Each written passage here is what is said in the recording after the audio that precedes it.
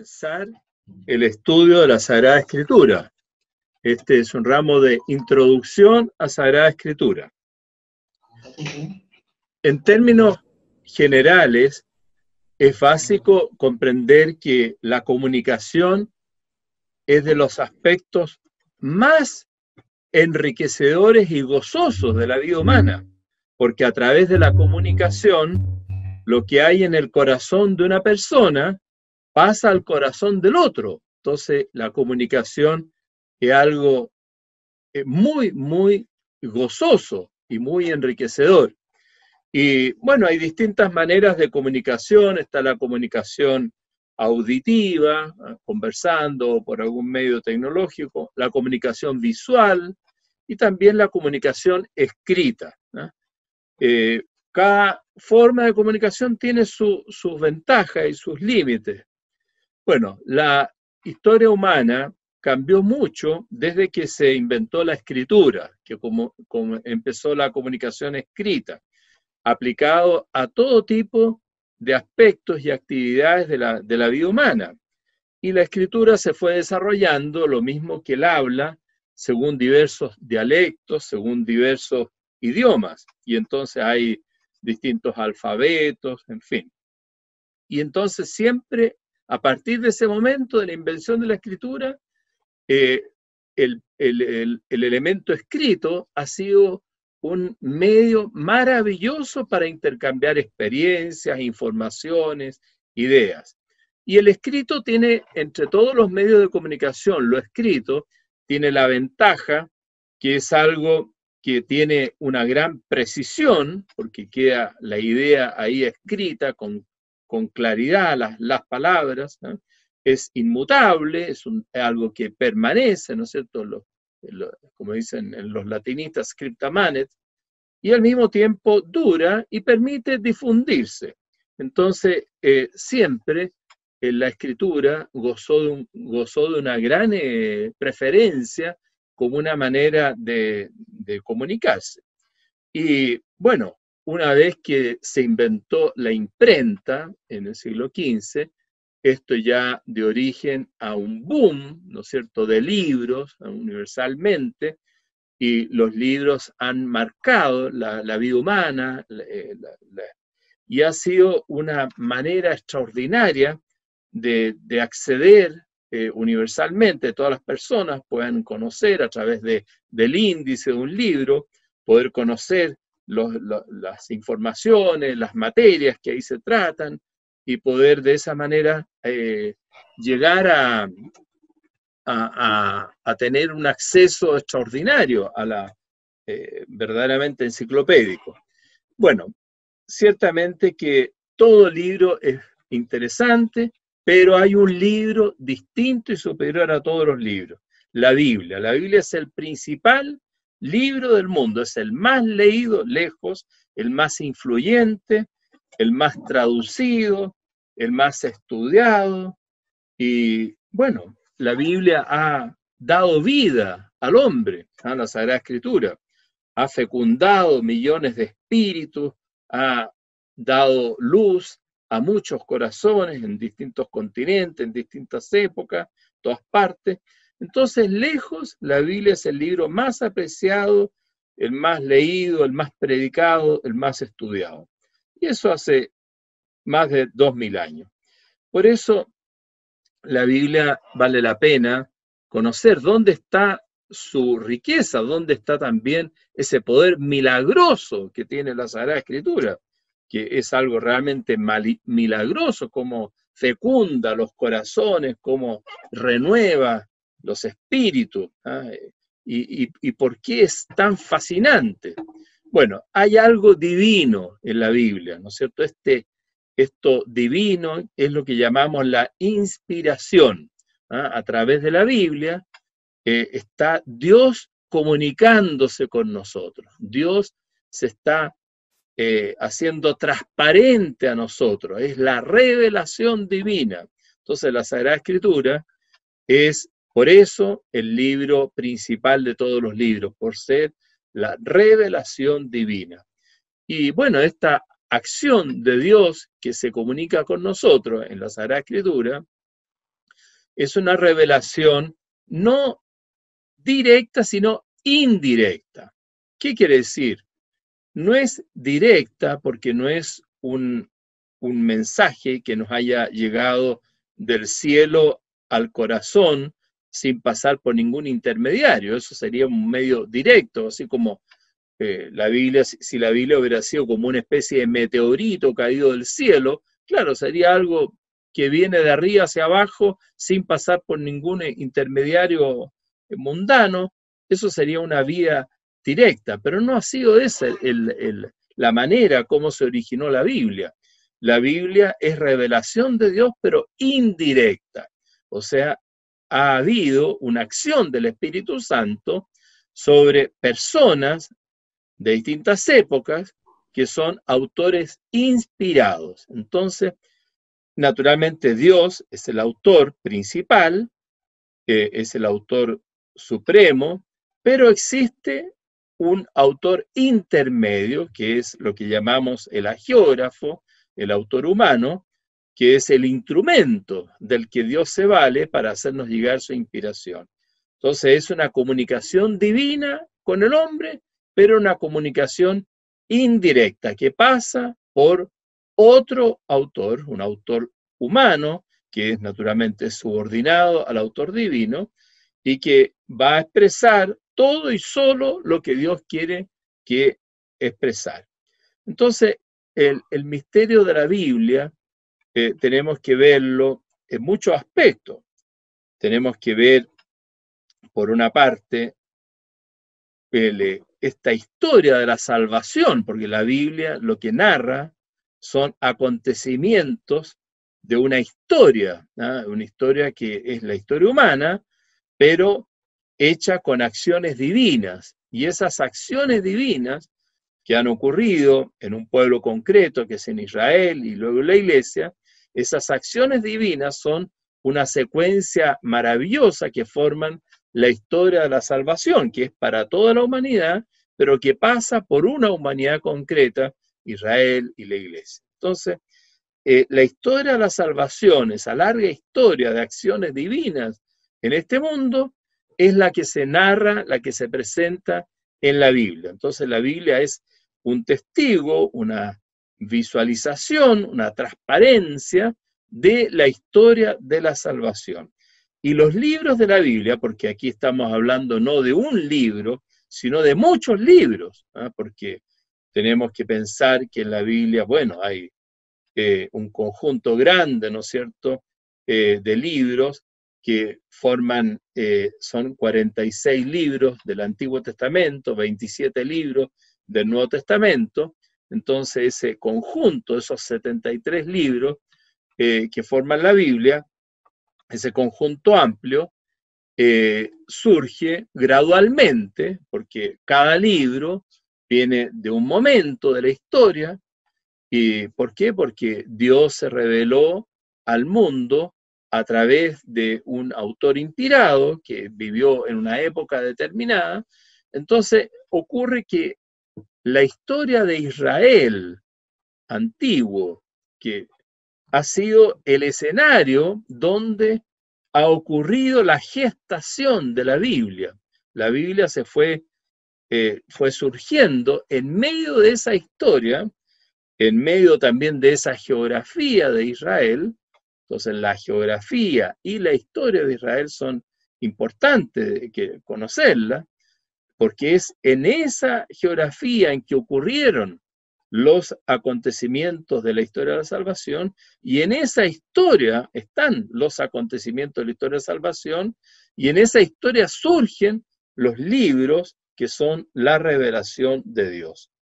Bueno, nosotros en esta introducción que estamos haciendo, en esta clase de primera, entonces presentar la importancia de estudiar la Biblia, el camino que vamos a seguir, ¿no es cierto?, que vamos a ir mirando primero la geografía de Tierra Santa, la historia de Israel en sus distintas etapas, luego ir viendo cómo fue surgiendo, cómo se fue formando la Biblia en esa historia.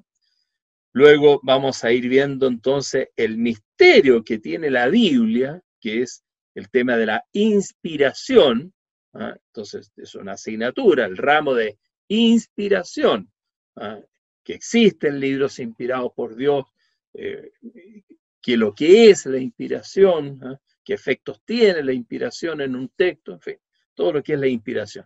Y luego hay que ver el canon. Canon es la lista de los libros inspirados, porque libros en el mundo ha habido muchos, millones de libros que han surgido en distintas épocas, y bueno, hay que ver de todo ese océano infinito, casi infinito de libros, bueno, ¿cuáles son los libros inspirados? Eso es lo que llamamos el canon. Canon es la medida, la lista, en este caso la lista de los libros de la Biblia. Entonces tenemos que pasar canon, tanto el canon del Antiguo Testamento como el canon del Nuevo Testamento.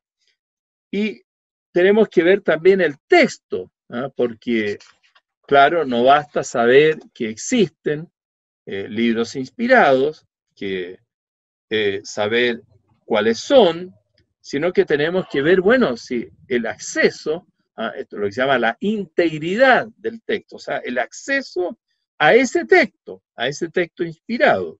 ¿Cómo el hombre tiene acceso a ese texto inspirado? Uno diría, bueno, pero eso es obvio. No, no es tan obvio en el caso de los libros antiguos. En el caso de los libros actuales es muy obvio, porque uno tiene acceso, va a la biblioteca, saca el libro que le interesa y ya lo tiene en sus manos y tuvo acceso y lo lee. Pero en la antigüedad, no, los libros, los rollos, en fin, no quedaron desde el primer momento determinados. No existen los textos absolutamente originarios de ningún libro antiguo, de ningún rollo anterior al año 1000 después de Cristo. Todos los escritos antiguos se conservan gracias a copias posteriores. Por ejemplo, si uno estudia Aristóteles, quiere leer la metafísica de Aristóteles, bueno, tiene que pasar por los manuscritos de copias de la metafísica que fueron hechas mucho después de Aristóteles. O sea, no tenemos en ninguna parte el papiro donde Aristóteles apoyó su mano. No, eso no existe. No existe ningún papiro autógrafo, o sea, ningún manuscrito absolutamente original que tenga el aliento del autor, donde el autor haya apoyado su codo. No, no, no. Todo lo que tenemos son obras de copistas posteriores, y en el caso de ciertas obras, por ejemplo, en el caso de Homero, son copistas muy posteriores, 800 años posteriores a Homero, que traen las narraciones de la Ilíada, de la Odisea, y que además esas copias, en el caso de Homero, son muy pocos. Tenemos 4 códices para leer Homero. En el caso de la Biblia, en el caso del Nuevo Testamento, por ejemplo, hay cerca de 6.000 manuscritos, o sea, tenemos una seguridad de acceso al texto originario maravilloso, porque son muchísimos manuscritos.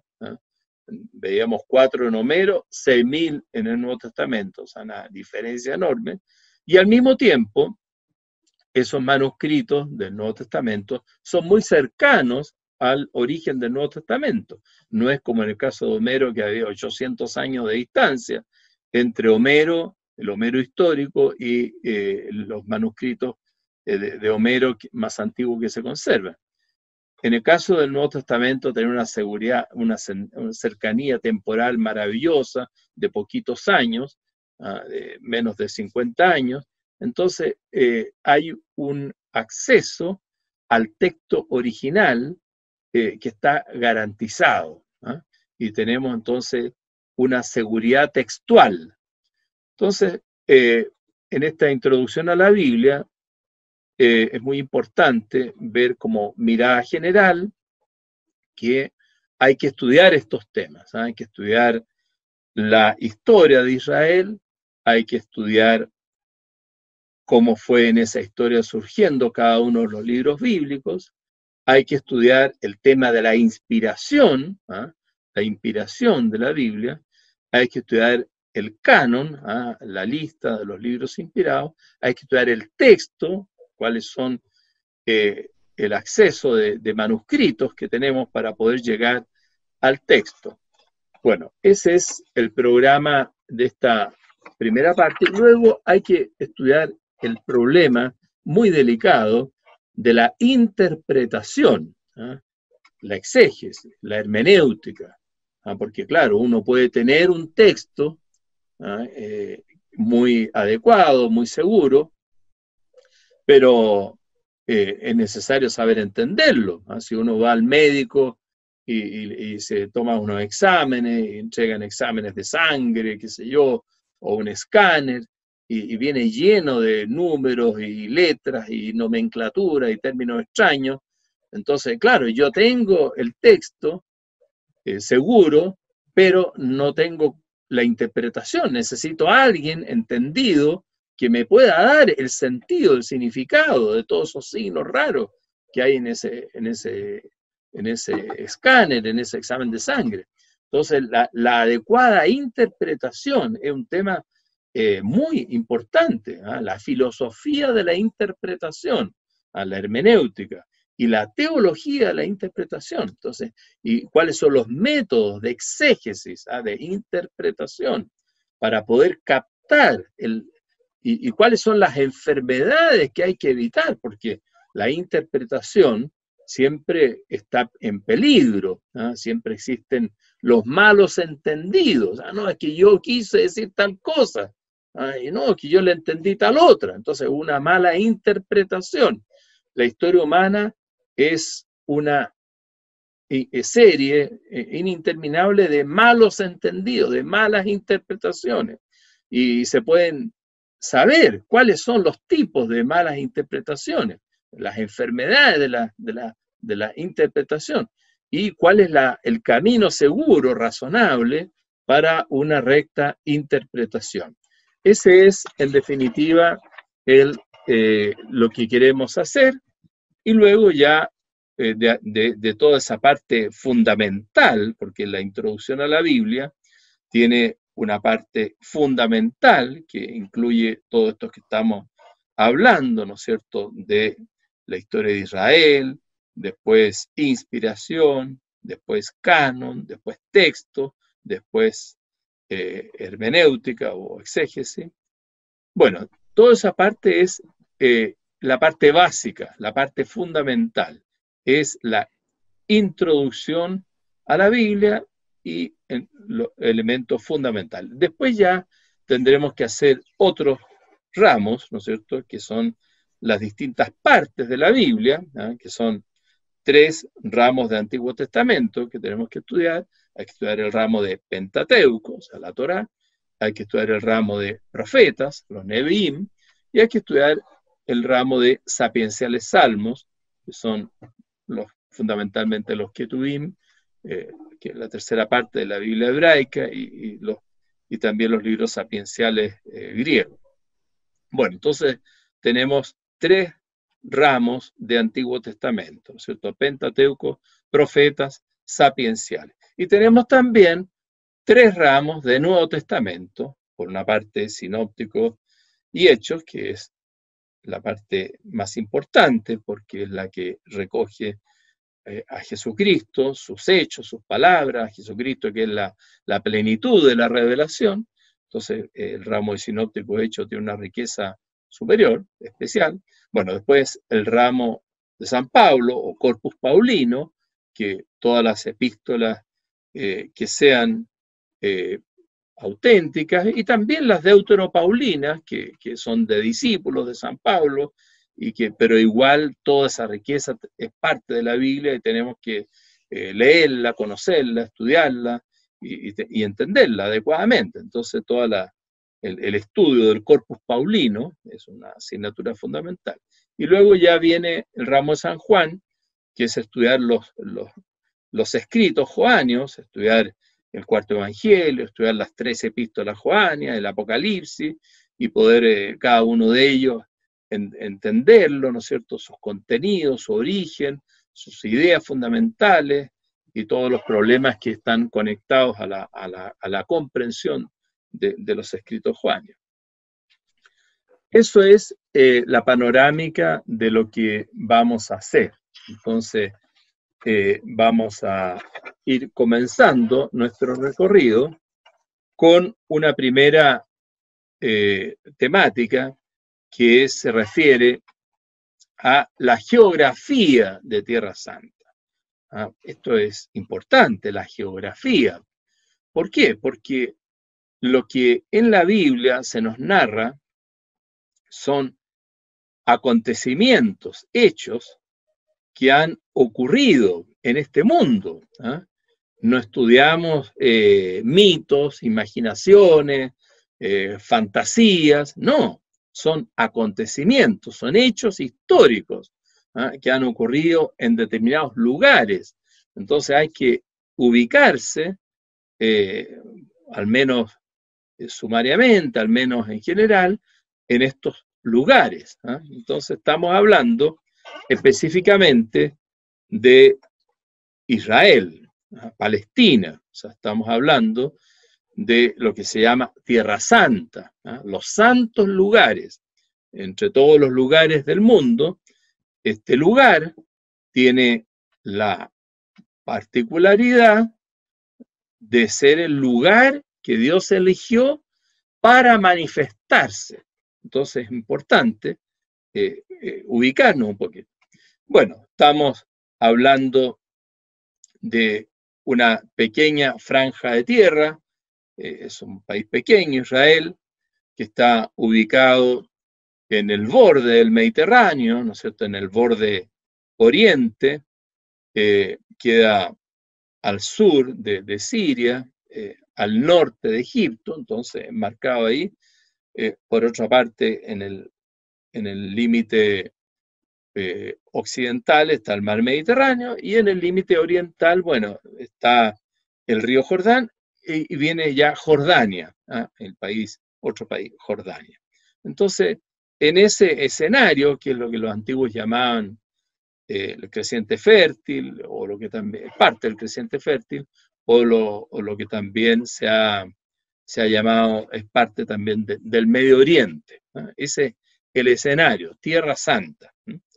Y en este país pequeño han ocurrido estos acontecimientos de la historia de la salvación. En esta tierra, en esta Tierra Santa, es muy vertebral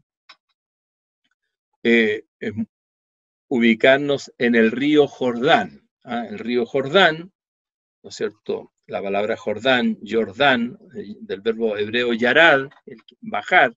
Entonces, el Jordán es el que baja desde Dan, porque claro, en la geografía del Jordán, de Israel, iba desde Dan al norte hasta Beersheba al sur. De Dan a Beersheba era el país. Hoy día, claro, que ha cambiado la extensión, pero fundamentalmente como referencia al norte y del sur, así como en Chile se dice de Arica a Punta Arenas. Bueno, en Israel, ¿no es cierto?, de Dan a Beersheba. Entonces, el Jordán, que baja desde Dan, bueno, tenemos este río que va de norte a sur.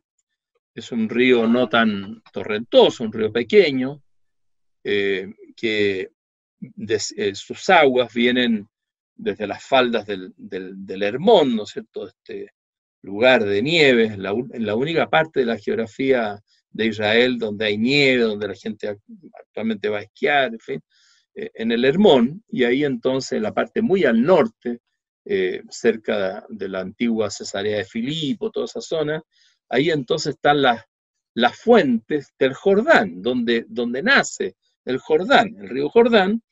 Ahí entonces recibe arroyos, ¿no es cierto?, derretimiento de nieve, en fin, que empiezan a formar el río Jordán, que fluye y tiene un primer recorrido hasta el mar de Galilea, el lago de Genesaret, que es un lago, a veces le llama mar, pero es un mar interior, y ahí desemboca el río Jordán, y luego retoma el río Jordán su camino hacia el sur y va a descender hasta llegar al Mar Muerto. Entonces tenemos las aguas de Israel son, por una parte, en el poniente, el mar Mediterráneo, En el oriente tenemos el río Jordán, partiendo desde el Hermón, ¿no es cierto?, hacia el mar de Galilea, y luego desde el mar de Galilea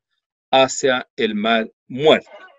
Bueno, este es el Jordán, que da origen a toda esa tierra más allá, ¿no es cierto?, en el oriente, que es Jordania, y en el caso de Israel, ¿no es cierto?, Palestina hacia el poniente. En este escenario, entonces, decíamos, el lago de Galilea, el mar de Galilea, que es un lago no tan grande, ¿no es cierto?, pero igual son 166 kilómetros cuadrados, y que alcanza en el centro una profundidad de 40 metros de profundidad, y el mar de Galilea es un lago de agua dulce, hay peces, ¿no es cierto?, y a los peregrinos, a los turistas, les dan a comer, ¿no es cierto?, pescado del lago de Galilea, y ese lugar,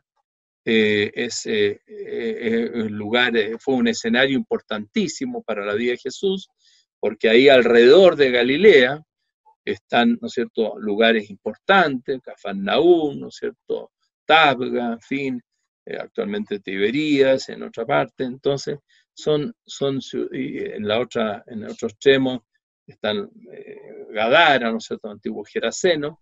Entonces, y el mismo mar, ¿no es cierto?, y todo lo que pasó en el mar de Galilea fue un escenario importante. Bueno, ahí navegaban, ¿no es cierto?, los antiguos apóstoles, ¿no es cierto?, que eran pescadores. Ahí fue cuando Jesús calmó la tempestad, en fin, ahí fue la pesca milagrosa. Entonces el mar de Galilea es un lugar importante que es base del cristianismo, el mar de Galilea, ¿no es cierto? Y bueno, como se dice, todo comenzó en Galilea, ¿no es cierto? Entonces Galilea, que toda la zona norte de Israel, la zona norte palestina, es la parte fértil, ¿no?, de Palestina, más abundante en lluvia, en mayor agricultura, en fin. Entonces, y que tiene esta riqueza del mar de Galilea con pesca, en fin. Bueno, después en el sur tenemos un caso opuesto, ¿no es cierto?, que es el caso del Mar Muerto, que es un mar que, bueno, está bastante, o sea, de repente se achica bastante, y que tiene la característica de ser muy salado, ¿no?, tan salado que uno cuando se mete ahí al Mar Muerto, que hay varias partes donde uno puede efectivamente ahí, ¿no es cierto?, poder bañarse en las aguas del Mar Muerto, y uno es como estar sentado casi en un sofá. O sea, realmente la flotación es muy grande porque es muy, muy, muy salobre. Y es muy bajo respecto al nivel del mar, al nivel del mar Mediterráneo, ¿no es cierto?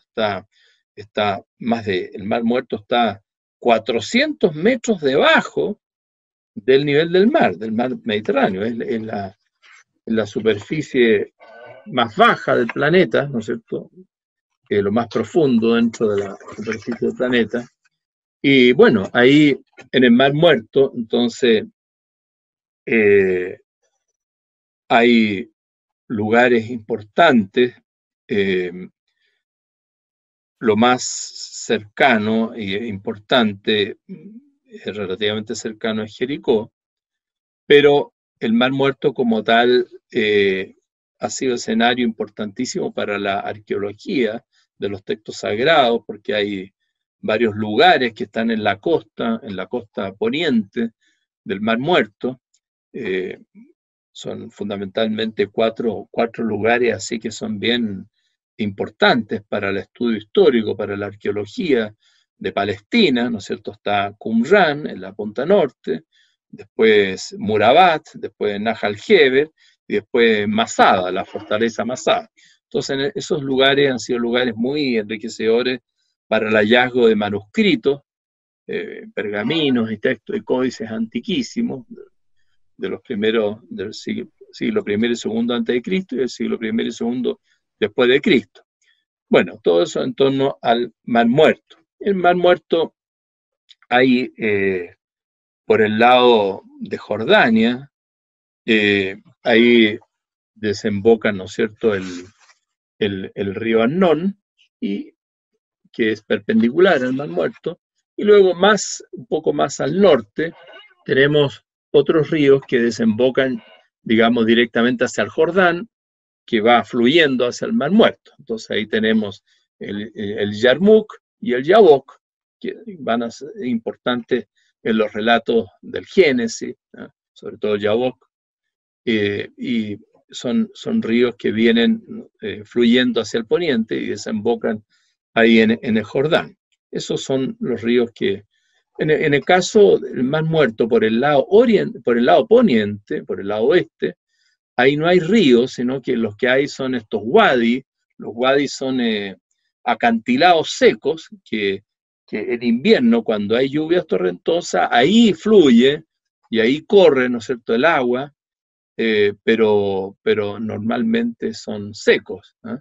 Y bueno, en esos acantilados que son acantilados muy profundos, justamente porque son tierras arenosas donde ese fluir de agua en invernales produce esas perforaciones enormes, y entonces ahí se originan esos wadis, esos torrentes secos, habitualmente secos, ¿no?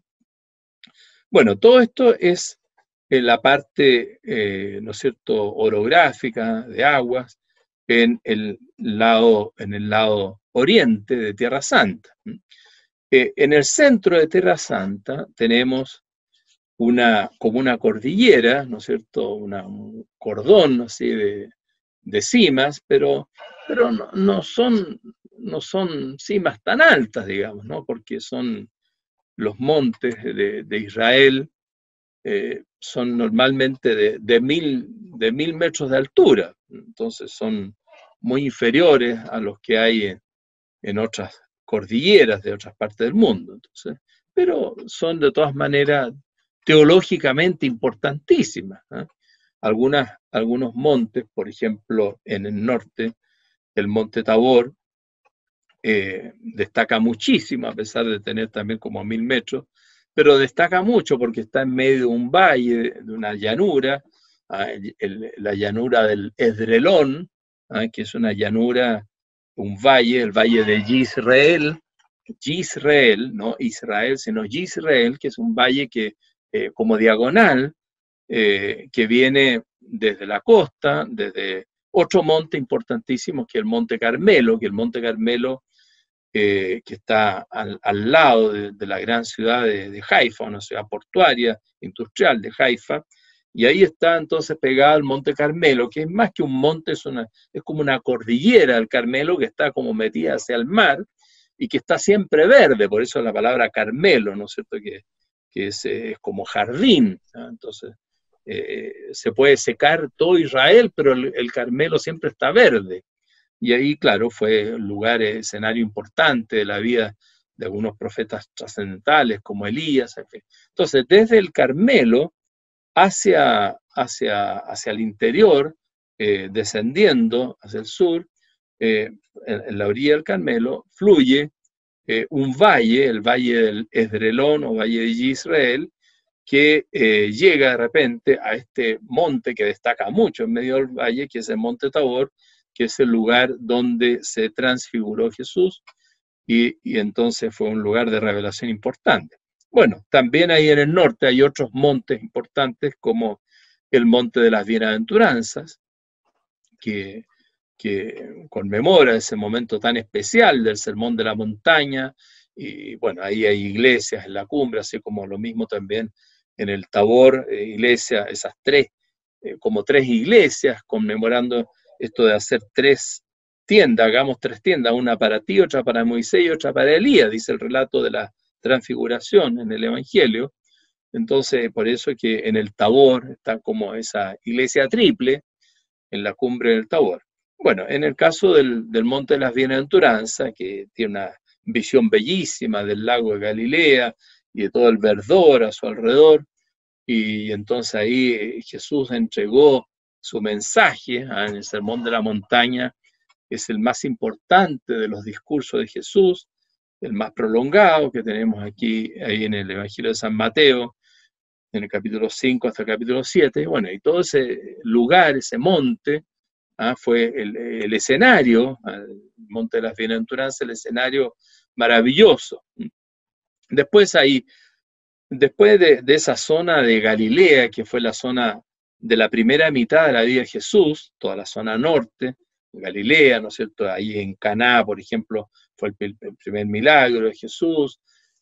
Podemos en Cafarnaúm, donde eligió a los primeros apóstoles y enseñó sobre la Eucaristía, en Tabga, donde fue la pesca milagrosa.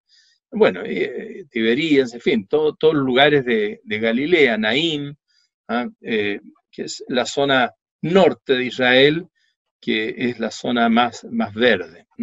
Después en la zona sur de Israel es lo que antiguamente se llamaba Judá, ¿no es cierto? Entonces se habla de Israel y Judá. Israel es la parte norte, la parte de Galilea, y Judá la parte sur. Y entre medio, Samaria, Samaria, que es una zona que siempre fue muy teológicamente distinta. Fue los samaritanos se habían separado, ¿no es cierto?, de la adhesión a Jerusalén, a David, y surgió el pueblo samaritano, y después surgió el cisma samaritano en el siglo V, y en el monte Garizim había un santuario, un templo rival del templo de Jerusalén. Entonces y ellos tenían su propia vía espiritual, en su propio santuario, y tenían el Pentateuco samaritano, y tenían todo lo típicamente samaritano ahí en Nablus, y bueno, Siquem, toda la parte esta intermedia, central en la geografía palestina. Y luego más al sur, entonces toda la zona de Judá, cuyo centro es Jerusalén. Jerusalén, que es el monte Sión, ¿no es cierto? Y es el centro religioso.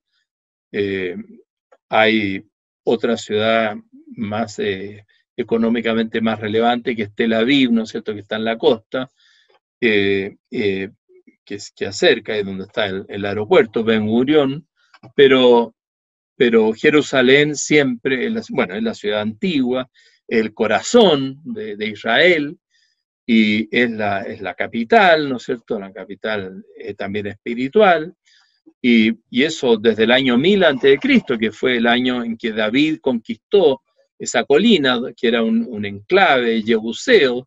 Los jebuseos eran grupos cananeos que existían antes de la llegada de los hebreos, y que perduraron porque se mantuvieron esos enclaves cananeos aún después del periodo de los jueces, de la conquista. Y David finalmente conquistó Sión, y ahí quiso instalar su residencia, y entonces se construyó el Palacio de David, la residencia de David, y luego con Salomón, ahí entonces se construyó el templo de Jerusalén, que fue el lugar central de la vida espiritual de Israel, y a partir del deuteronomista, el único lugar de culto legítimo. Y entonces toda la espiritualidad bíblica está centrada en Jerusalén, y Jerusalén es como la cumbre espiritual, y desde cualquier parte distinta uno sube hacia Jerusalén. Jerusalén es lo espiritualmente más relevante, y hasta el día de hoy, claro, ahí están grandes lugares de revelación, ¿no es cierto? Bueno, ahí están para el mundo judío el Muro de los Lamentos, ahí estaba, ¿no es cierto?, el templo de Salomón, y ahí en Jerusalén están los lugares clave de la vida cristiana. Está el Santo Sepulcro, donde que es una gran basílica, donde simultáneamente en un extremo está el lugar de la cruz, el lugar del Calvario, donde murió Jesucristo, y en el otro extremo está el lugar de la resurrección, ¿no es cierto?, del sepulcro mismo, la anástasis, como se llama, y entonces la iglesia cubre, abraza estos dos lugares, y bueno, son una infinidad de peregrinos que llegan ahí al Santo Sepulcro a poder recorrer estos lugares, poder tocar el lugar de la muerte de Cristo, poder entrar ahí en la tumba donde ocurrió la resurrección del Señor, y todo esto lleno de historia, porque bueno, ahí, y al mismo tiempo cerca está el camino de la cruz, la Vía Dolorosa, en medio de las calles de Jerusalén, pero bueno, Jerusalén es una ciudad maravillosa, es una ciudad, era amurallada, ¿no es cierto? Y estaban algunas murallas muy importantes del pináculo del templo, en fin, y está lleno de lugares, lleno de sentido, y al mismo tiempo hoy día es también lugares de estudio bíblico, de estudio teológico profundo, y eso ha hecho que Jerusalén tenga una riqueza vital, espiritual, cultural, fascinante, un lugar que realmente es como un reflejo del cielo en la tierra. Entonces, en todo Israel no hay nada más importante que Jerusalén. Bueno, Jerusalén entonces es lugar central y está en este cordón montañoso que recorre toda la franja central de la geografía palestina. Después, en el borde de la montaña, hacia el oriente, ahí es bastante empinado y se quiebra porque en 20 kilómetros ya baja muchísimo el nivel, entonces está muy quebrado. En cambio, en el borde poniente, hacia el Mediterráneo, el descenso es muy suave y está la Shefelá, ¿no es cierto? La Shefelá, estas bordes, estas llanuras maravillosas, ¿no es cierto? Fecundas. Y luego ya viene la franja costera, que con todas sus arenas, sus dunas, que es muy seca, y bueno, no hay buenos puertos naturales, Israel nunca tuvo vocación naviera, marítima, hay algunos recuerdos en tiempo de Salomón, pero no ahí mismo, sino en Sion Geber. Bueno, terminamos entonces con este pequeño resumen introductorio, resumiendo la geografía palestina.